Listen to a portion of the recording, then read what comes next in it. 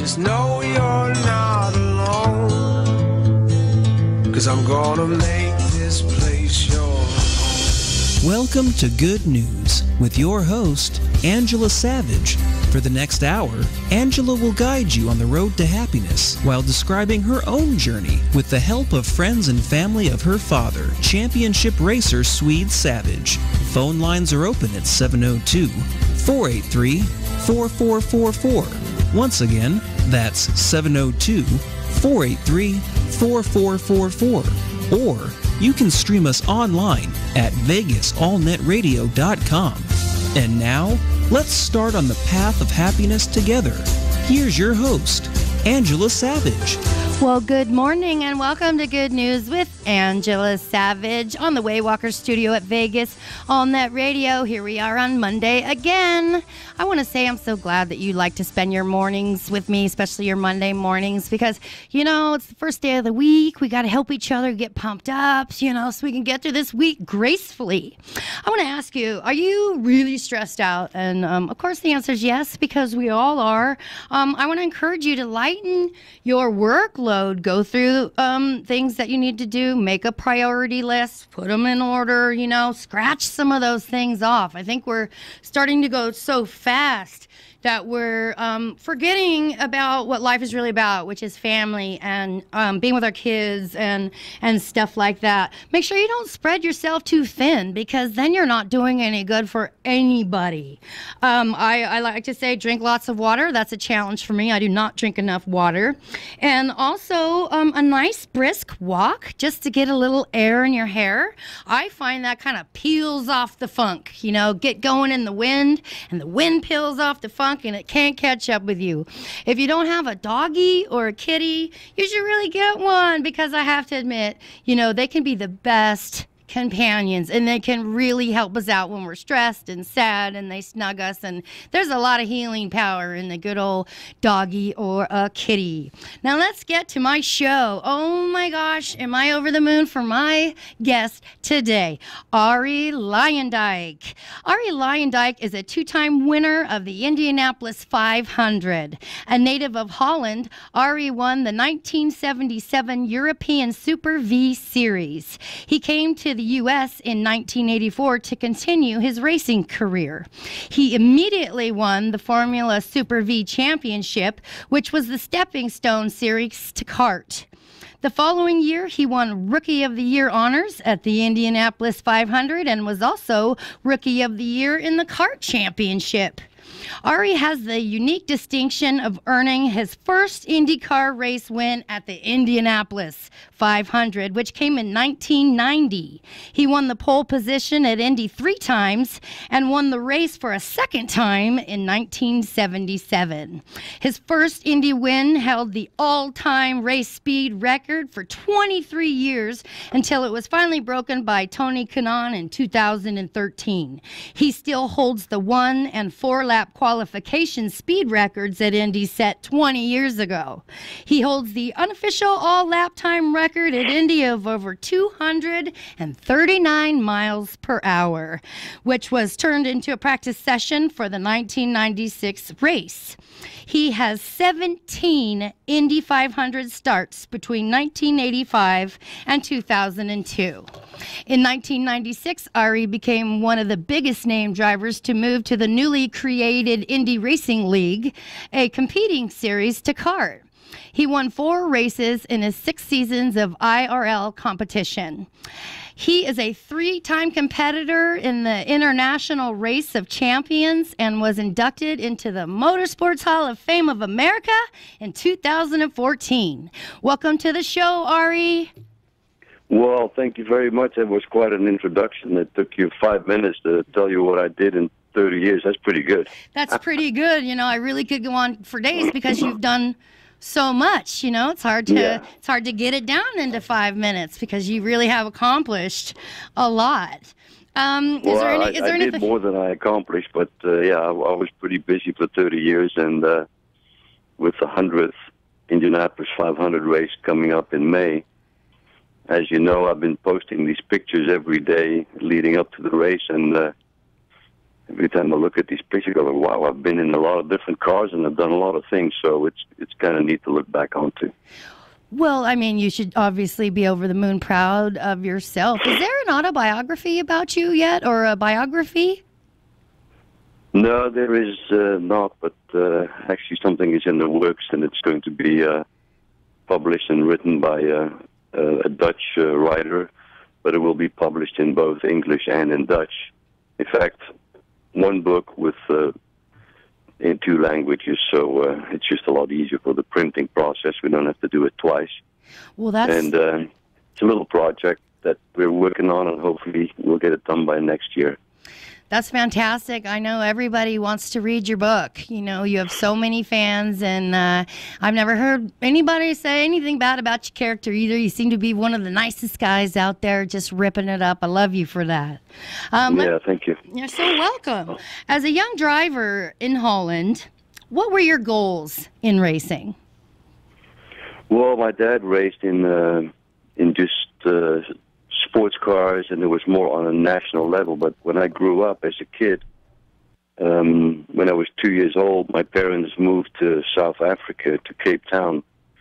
So as a little kid of 2.5 years old, I actually, my first language was supposed to be Dutch, but at that age, I just picked up English, and English became my first language, and I understood my parents when they were talking Dutch to each other. So I was able to understand Dutch, but I spoke English. And there in South Africa, I would go with my dad to his races throughout the country over there. And I was just a big fan of my dad and always followed what he did. And he was quite the energetic person. And I was never really ready to just jump in a car. I wasn't that kind of kid that couldn't wait. I was kind of laid back. Like, I've always been laid back, but back then I was that too. And then it just kind of came up with my goal once I started racing was, of course, to try to get into Formula One, because that's the goal of every young driver growing up in Europe. Yeah. Awesome. Awesome. So tell us about your racing career before you came to the United States. It was all open wheel, but we didn't have Europe. We don't have oval racing, so it was all road courses. So I raced in various classes, Formula V, Formula Super V, as you mentioned. I won the European Championship. Formula 3, I raced for a couple of seasons. And we raced all over Europe, and it was a fantastic experience. And I won quite a few races and championships, but never enough to catapult me into Formula One. But I raced at all the great tracks in Europe, the old Nürburgring, Monza, Silverstone, Donington, Zandvoort, my home track. Wow. Just a lot of great racetracks throughout Europe. Wow, I'm just curious. Do you have a preference? Do you prefer an oval over a road course? Well, when I first came to the States, the ovals were quite intimidating because you're going around at, you never shift down into first, second, or third gear. You're always in your top gear, and the speeds are really high, and it was quite intimidating. Well, I can imagine. Yeah, it took a while. It didn't come immediately. It took a while for me to get used to the ovals, and I think the big thing about oval racing is once you feel comfortable and you know you can really go out and lay down some really good laps and feel comfortable and confident, then once you have that confidence, that's when you're ready for the next steps to really attack it and try and win races. Yes, yes. Tell me, what made you decide to come to the U.S. to pursue your racing dreams instead of staying focused in Europe? Well, I kind of got to a dead end in Europe. I had my opportunity in Formula 3 to break through, which didn't happen. I mean, I was fast and I was always in the top 5, but there's only a few guys that can go on and grab the attention. So I was one of those, and I started racing in Super Vs again, and really on a shoestring budget with an older car. But I was able to win a couple of races and finish second in the points in 1980. And the series was organized by Volkswagen, and they invited the guys who finished in the top 5 I finished second to go to the United States and compete in a race in Phoenix on the oval, and that was at the end of 1980. So I gladly accepted that invitation because I thought, the United States might offer me new opportunities, and I'd never been here before. So I showed up at Phoenix, and I did a decent job. I finished sixth in the race on my first trial on oval. That's great. And one of the team owners by the name of Wilbur Bunce came up to me after the race, and we started talking, and I found myself driving for him the following year. And Wow. that's how it really started. And I saw the IndyCar also for the first time. I had read about IndyCar, of course, and about the Indy 500 my whole life as a kid. And so you were familiar with the history of the track before you got there. So you already had some sort of reverence for the sacred vibe that really is the Indianapolis 500. Yeah, and also for the series, as a kid, I was a fan of Jimmy Clark. So when Clark came over to the United States and started battling, with Parnelli Jones and racing against Foyt and those guys, I knew quite a bit of the history because I read up quite a bit on it. But then I saw the IndyCar's race in Phoenix for the first time live, and I really liked it. And I said, that's what I want to do. So that became the next goal. Boy, and you did it, and you broke records, and you're still holding your records. I mean, you've made a huge impact on IndyCar here in the United States. Everybody knows Arie Luyendyk's name. Yeah, it's not the easiest name to pronounce, but once you get it, right? Yeah, exactly. Okay, do you think it's still possible for a young, up-and-coming driver to do what you did, to come from Europe and to make it here in the U.S.? Yeah, I think so, because the young drivers now have a great opportunity. They on the ladder series for IndyCar, the Mazda Road to Indy, there's the USF 2000 series and the Pro Mazda series, and of course the Indy Lights. And we've seen it time and time again. Jack Hawksworth is an example, who is in IndyCar now full time. Gabby Chavez did a great job last year. A few names are escaping me. Connor Daly has done a great job of really, working really hard, but through his hard work and also just sheer talent, he now has a full-time ride. So it is absolutely possible. If you're fast and you're quick and you get noticed, you're going to get a ride. That's right. I kind of bummed that Gabby Chavez doesn't have a ride as of right now for the Indy 500. He's one of my ultimate favorites. Plus, he's a friend of mine, and so I'm crossing my fingers that we'll get him in a car for this year, because I think he might be one of the fan favorites. I haven't heard anyone say they don't love Gabby Chavez, so I really want to see him make it in the race this year. But it doesn't always happen the way we want it to. And Connor Daly, I had his father Derek on here not too long ago. What a fascinating man he is, and Connor's so lucky to have such a strong father figure, coach type person in his life too.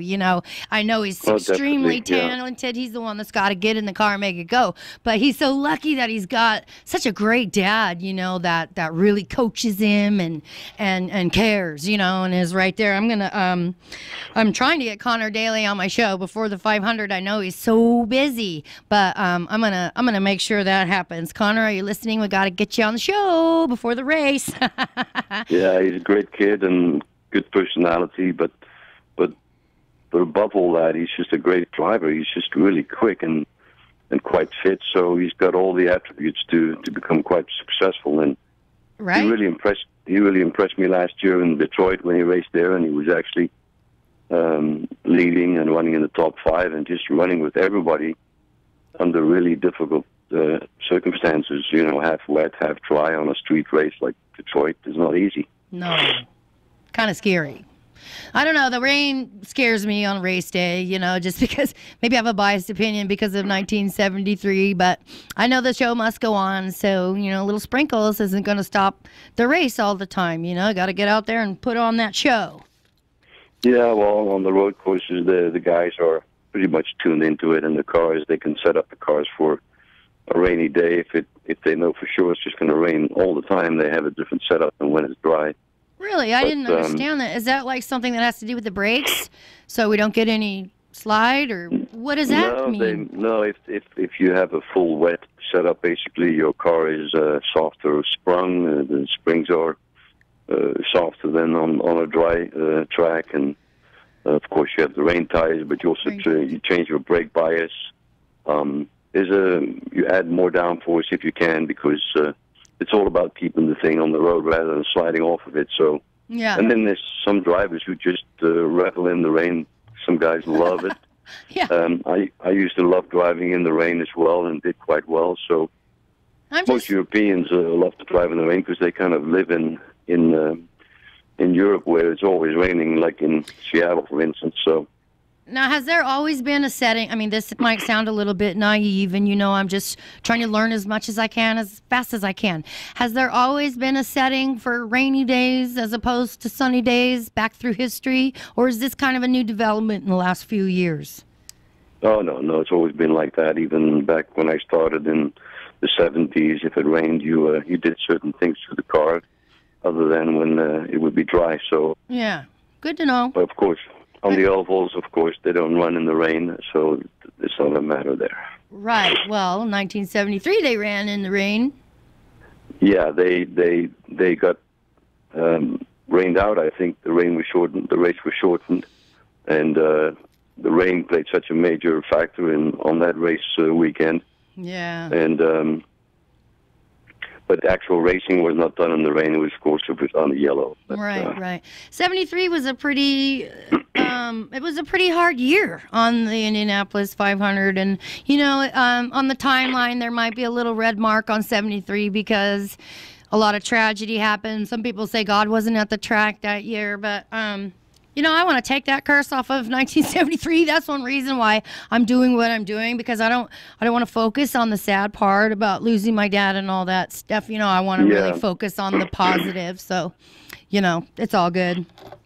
Yeah, your dad was a fast driver and a very good-looking man, and he looked like he was a very nice man too.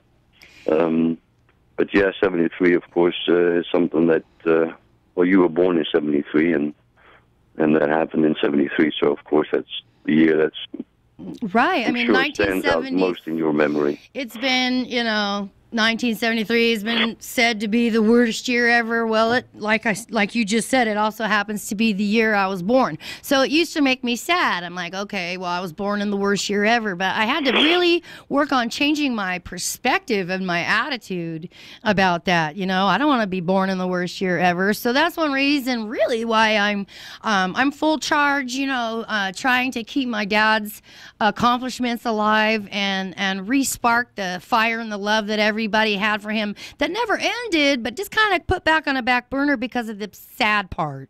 It was just it's really enjoyable to see the posts that you put up and the pictures, and it's amazing what your dad accomplished in such a short time as well on the racetrack. So it was quite impressive. But it's a lot of fun to see all those pictures come by and the stories. And it's so nice to finally I can be an IndyCar fan. I couldn't be a fan for so many years. Just the sound of IndyCar would actually really mess me up, So now I'm going through this healing process since I've been back to the track in 2014, and I'm just letting all the sad part go. And I'm so full of pride and amazement at what he accomplished by the tender age of 26, that I just want to focus on that and I'd rather people not remember the big fiery explosion, but just how awesome he was and what a gentleman he was too.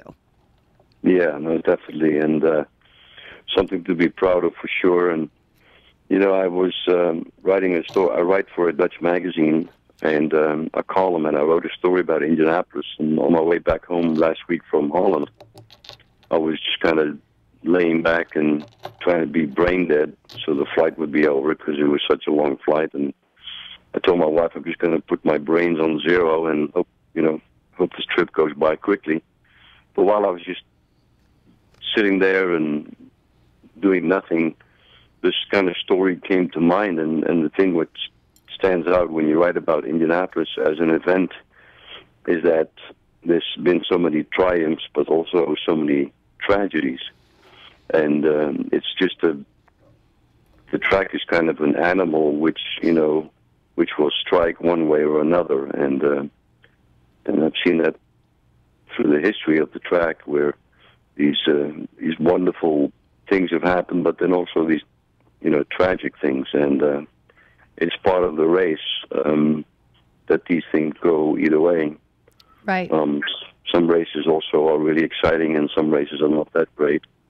But there's been more losers than winners when you look at the track as far as success, and there's been more good times than bad times, fortunately.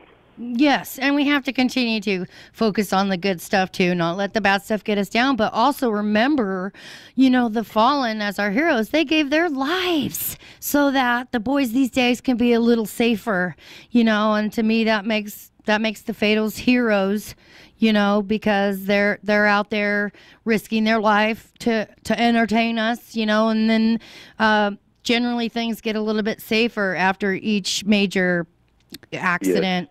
So they're definitely a huge part of the history, giving their lives to make it a better sport. And we certainly can never forget the fallen. I won't let anyone forget Sweet. I don't think it's gonna happen. It's not gonna happen. No. No way. Was there ever a time when you thought that you were not going to make it as a professional race car driver? Well, actually, when I was 21, I actually stopped racing, and I went back from Europe. I went to South Africa. Both my sisters lived there, and I went there I didn't know how long I was going to go. I just quit racing, and I went to South Africa. And but then after 6 months or so, I returned to Europe, and my dad helped me get back on my feet and get me back into a race car again. But there were definitely quite a few times where I didn't see it going anywhere. Yeah. But I just kind of kept on trying and took every opportunity I got to maybe prove something, and they always said to me, "Well, you never gave up," and I said, "Well, I never gave up," which is true, but I didn't really have much of a choice because it was also the only thing that I really knew how to do. Mm-hmm. Because I didn't. Once I decided I'm going to go racing, then you can't also at the same time, or at least I could not, pursue a different career, another career, like right. I always said, a real job. I couldn't pursue a real job while trying to become, a successful race car driver. So it was one or the other. Right.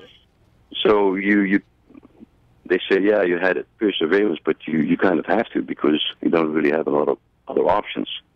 Well, I can't imagine going from, 239 miles per hour on the oval at the Indy 500 to a cubicle as an accountant.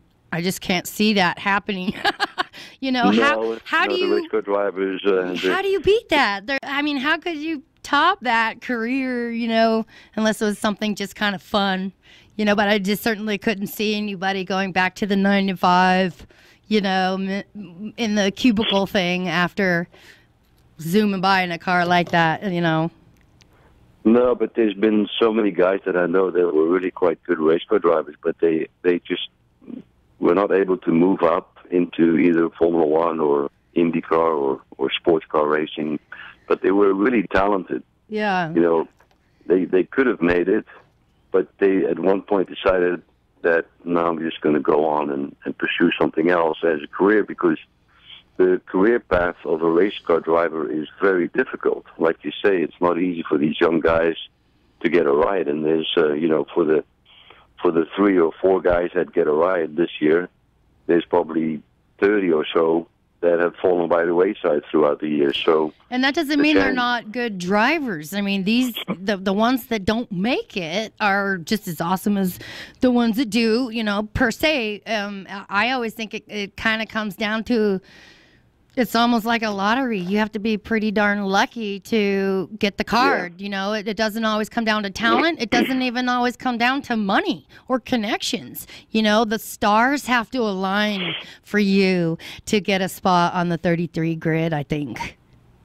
Yeah, and a lot of kids, after trying for several years, they just say, okay, enough is enough because it's really difficult. And expensive, I can say that my son is one of those kids. Arie Jr. has quite a bit of talent as a race car driver. He was really good on the ovals and Indy Lights. But it just after years not actually progressing to Indy cars, he finally said, you know what, he got into contact with Robbie Gordon.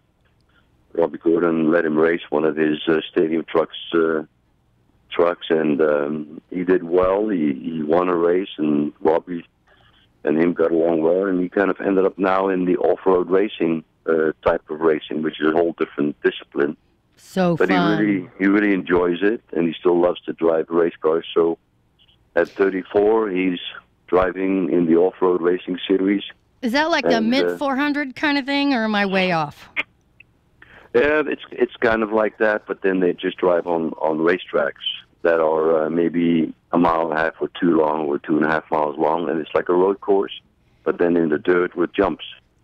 And they have some really huge races in Wisconsin and in Michigan, and so it's called the Off-Road Racing Series, Torque, T-O-R-C, and it's really cool stuff, and it's pretty wild, and they have a great fan following, and he was able to get sponsorship from a cleaning product from Gunk, and off he is now doing that. But he did kind of give up on his open wheel aspirations. Yeah, does he have a page on Facebook so I can like him and learn more about Arie Jr.? Yeah, I think he's on Facebook. Yeah. Oh, I'd like to learn more about who he is and what he's doing. He expressed an interest in racing. How did you feel about that when he first expressed his interest in racing? And what kind of advice did you give him both as a father and as a successful race car driver? Well, I was a coach to him, and he wanted to race go-karts when he was like 7 or 8. And I said, no, let's wait until you're 10. So the moment he turned 10, we got a go-kart and started racing locally in Arizona.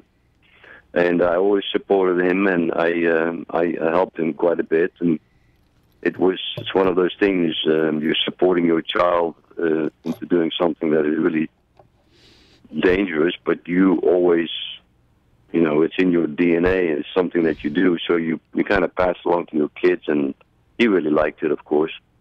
And throughout the years in Indy Lights, I was always really, really nervous watching him, because I know that, on the ovals, the crashes could be really bad, and they could hurt, and he could hurt himself, and I was a nervous wreck during the races, and at some time I got to the point where I was thinking, if he stops racing now, I don't really care, because then I don't have to be so nervous anymore about him. So, and I still have that when he drives in these off-road racing trucks. The nerves are always there. Absolutely. Well, it makes me want to ask you about your mother. I mean, your dad was doing the racing, and then you were doing the racing. Did it scare her when you told her you're going to be a race car driver when you grow up? I'm not sure if it scared her. I think that, it did. Once she saw me race in Indianapolis, she couldn't believe how fast they were going and how big the crashes were. She didn't realize till she saw it. Yeah. She was always very worried then, but when I started as a young kid, she wasn't really that worried, because back in those days, the kind of cars we drove, nothing really happened to the drivers badly. So, but she was a big supporter, my mom was, and a big fan, and my parents were really the ones that really stood behind me and pushed me, and I think that's really important for most kids that start racing. Mm-hmm. Yeah, it's something that I think about. I missed my opportunity because my dad died, but now that things are coming full circle, I have 2 young boys, and they know darn well who their Papa Cars is, and they're very proud of who he is. My older son, Chance, is more of a scholar type, but my 4-year-old, he has that racer spirit, man. He was born running, and he won't stop. And so, as a mom, it does cross my mind already that they might want to follow in Grandpa's footsteps, and I've already decided that I will always encourage them in their dreams, just like I know my dad died doing exactly what he wanted to do, and I'm not mad about that. I would never be someone to cut somebody's dream short because of my fear, so I've had to work on that, just thinking about my kids, getting on the course, but I want to see him in a car so bad, so we'll get him there.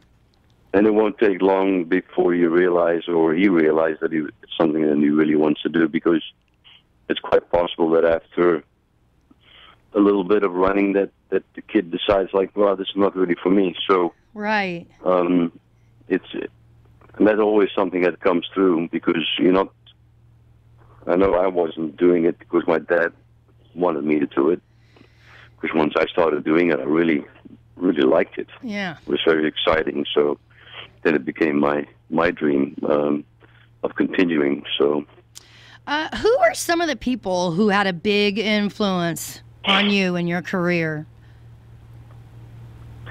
Well, a big influence, I would say number one would be my dad and my mom, with their support. And then really after that, I had quite a few people that helped me with sponsorship, with helping me, with funding me, actually. And I think the one person I can mention that really made my career happen for me in the United States was the owner of Provimi Wiel, and that's how I got into IndyCar racing. And the owner his name was Aart Groeneveld, and originally from the Netherlands. I didn't know him back then in the Netherlands, but I met him here for the first time in the United States, and he had become an American citizen, and his brother was part of the team. They had an IndyCar team, and I got to meet them, and we became befriended. And after a couple of years of around the circuit here, Art really, took a liking to me and how I did stuff, and we got along so well. He decided to help me and sponsor me in the Super V series, which I won the series in '84 for Provimi, and he had been a sponsor already in IndyCars, and he said, but I really like to see my car run up front. He says, so I want you to drive in the IndyCar later. So that's how it kind of went. He asked you because he wanted his car in the front. Is that not the ultimate compliment, or what? No, it was, but he had sponsored for a couple of years IndyCars, and Long Beach, the first race that he sponsored me in, and the car was in the Provimi colors. We led most of the race, and I remember him saying, I really like that Provimi car running up front. Yeah. Well, yeah, that's what we all want to see. How well known is the Indy 500 in your native country of Holland? Oh, it's very well known. If it wasn't well known before, they really got to know it after I won the race, because it was quite a big deal. Oh, you were the hero, right, in Holland? Yeah, 26 years ago when I won the race, it was big news, and how exciting!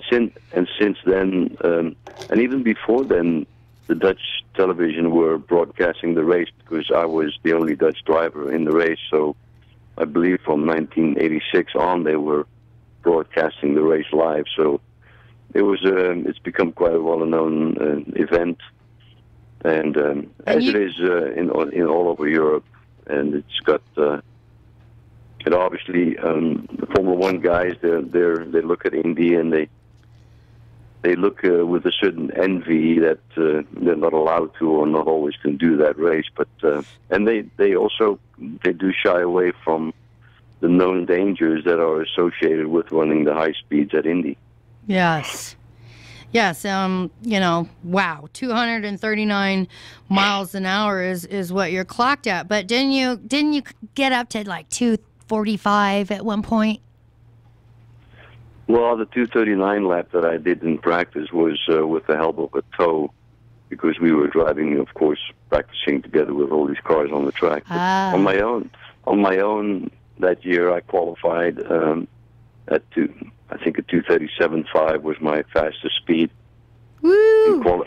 In qualifying, 2:37.5 was the average speed for the quickest lap in qualifying. And we would hit about 243 going into turn one. So, oh my God. Yeah, we were moving quite quick then. And what does it feel like going 240 miles an hour into turn one? What? Give me something. What is that like? Well, it happens. Everything happens really quick at that speed. So you approach the turn, and you kind of line up on the right-hand side, close to the wall to enter, and then you enter, and before you know it, you're past the middle, and before you know it, you're heading into turn two. And one thing that stood out back then, those speeds were so high that the short shoot between turn one and turn two, and the short shoot between 3 and 4, they weren't really short shoots anymore. They were just the exit of the corner and the entry of the next corner, because you were through the short chute so quickly. Jiminy Christmas. And, that is so fast. And, I never fully appreciated it till I sat in the stands in turn one. I was there in 2014 in a suite, but then in 2015, I sat in the stands. I wanted to hear the noises and be with the people. And, it's different when you're in the stands than when you're in a suite. And I tell you, it just blew my mind. If you haven't been to the Indianapolis 500, you can't fully grasp how mind-blowing the whole thing is. It's out of this world, Well, it's definitely something that is so much different experiencing it live than it is just on television, because on TV, you don't feel the electricity that's hanging in the air before the start. You don't smell it. You don't feel the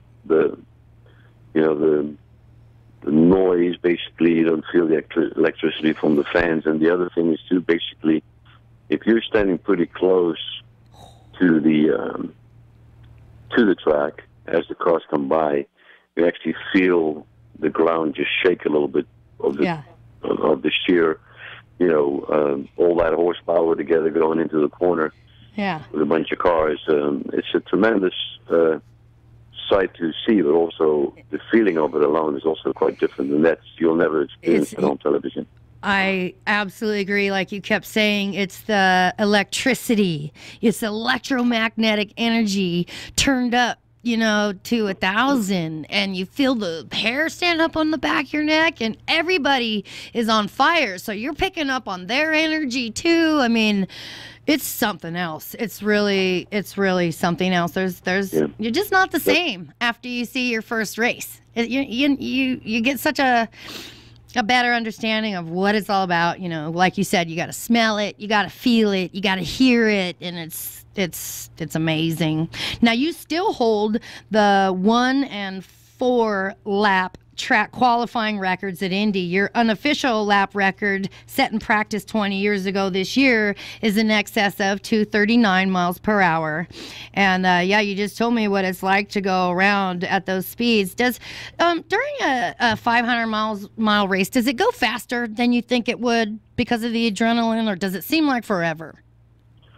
Well, the focus that you have to maintain throughout the, usually 3-hour plus race is that focus is so intense, the concentration level is so high that, I've always found it one of the most coolest feelings I ever had is when now they say, okay, get in your car. So then you put your earplugs in, you put your balaclava on, you put your helmet on, and you start getting everything straightened out, your suit, and then you kind of slide into the car.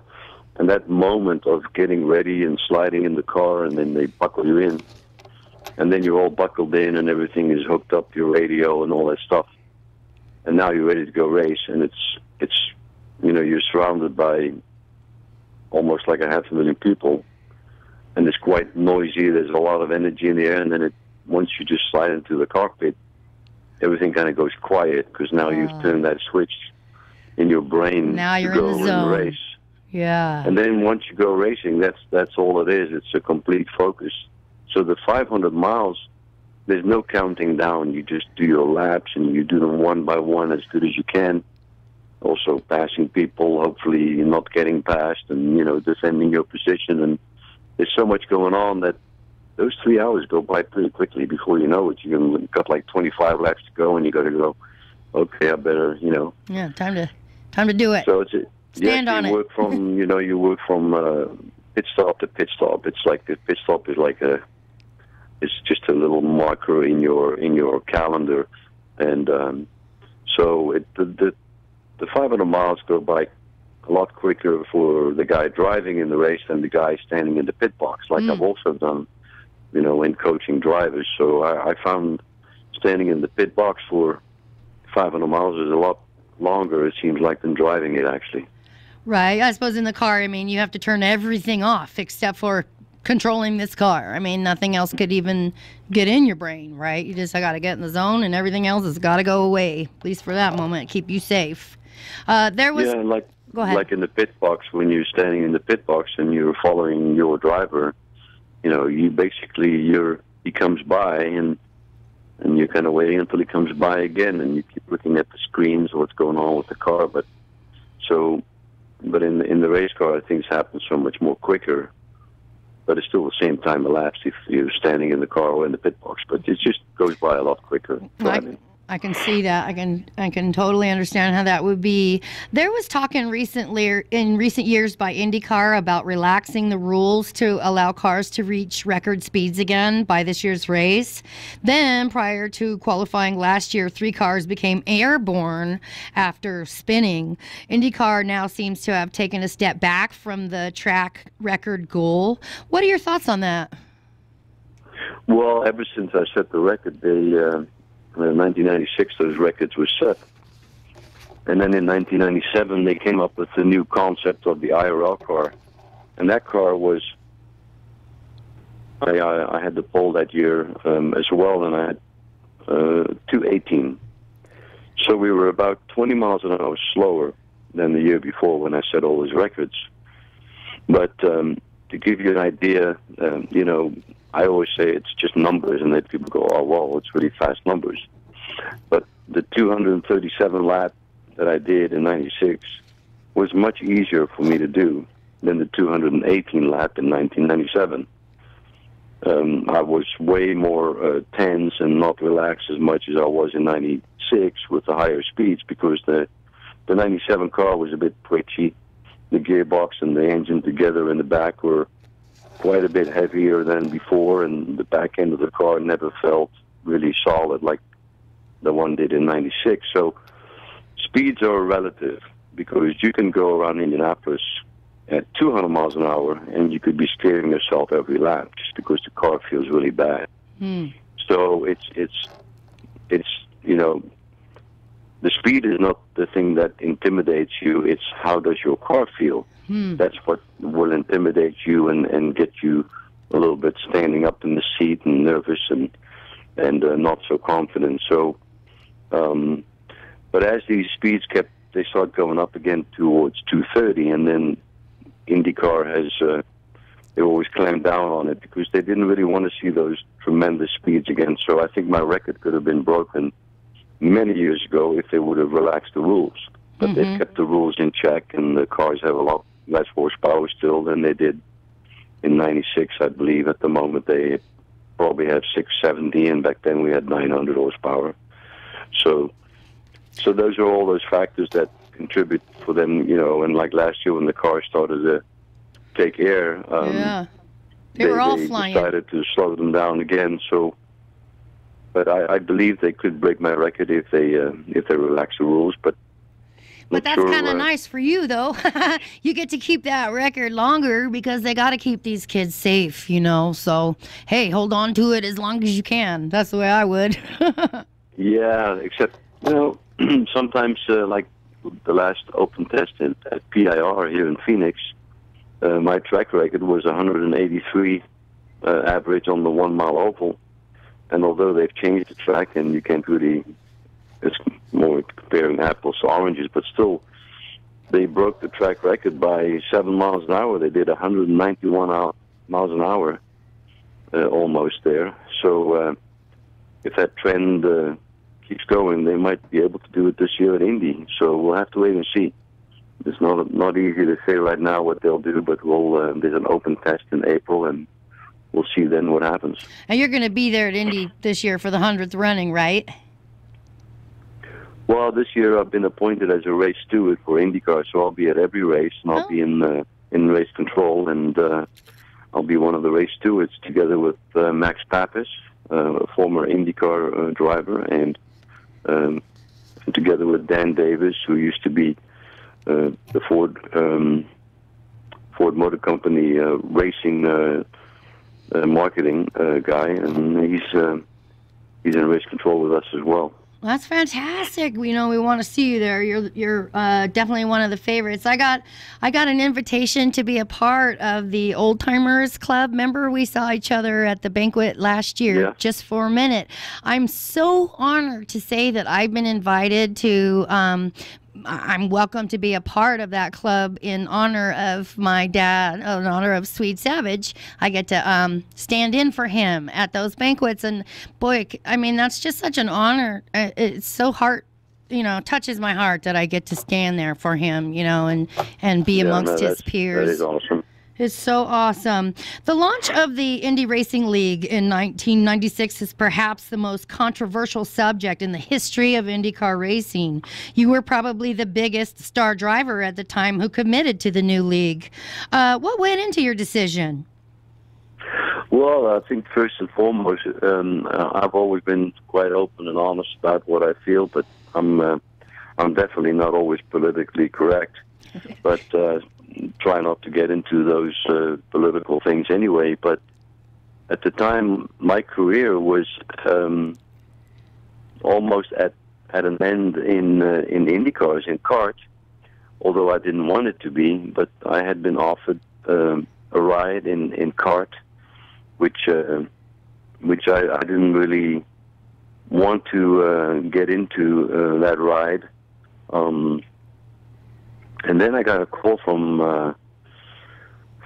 Jonathan Bird, and he wanted to see if he could do something with me for the Indy 500.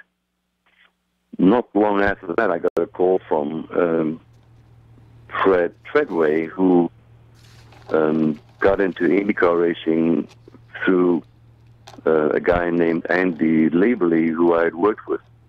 And so these calls all started to come in, and then I decided that, I do like the idea, because Fred gave me the opportunity to put together a team with him and Andy, and he said, just choose whatever mechanics you like and what engineers. And I said, well, if I drive for you, I would love to work with Tim Wardrop as an engineer. That's kind of something that would have to happen, because I was able to work with Tim really well in the past. And so when we were able to hook up Tim and myself and some other key people, that started to look really a lot more attractive than the kart deal that I was offered. Yeah. And of course, I also, one of my requirements was almost, was really important to me that I was able to run in Indianapolis. So of course we were going to run in Indianapolis, and that's what we did. So I decided to go with that, and I was one of the few guys from kart that ended up in the IRL, but I always supported the IRL and Tony George, and a lot of drivers came into the series that we hadn't heard of, but they surprised me with their skill and how fast they were, and one of them was, for instance, Tony Stewart, and we all know how he made out. Yeah. So it did provide a great series for a lot of guys. Oh, yes, it did. I'm sorry to say that we're coming to the end of our show already. Boy, did this hour fly by. I still have... It's just like the Indianapolis 500 if you're driving it. Yeah, it really flew by, and I've got a lot more questions here for you, too, so I'd like you to come back on sometime soon, if you don't mind. Yeah, no, absolutely. I ask everybody. Part of my show is about overcoming difficulties in life. Have you ever had a time in your life where you felt hopeless, depressed, frustrated? How did you overcome that, and what do you do on a daily basis to keep your spirits up? Well, I'm not one to get depressed too quickly. I'm pretty black and white in my approach with many things. So I try to always look at the positive side of things, and that really helps me. There's a lot of people that pop into my head when I don't feel that great. I'll get up in the morning and I feel like, oh man, I'm dragging my feet. I don't feel like doing anything today. Mm-hmm.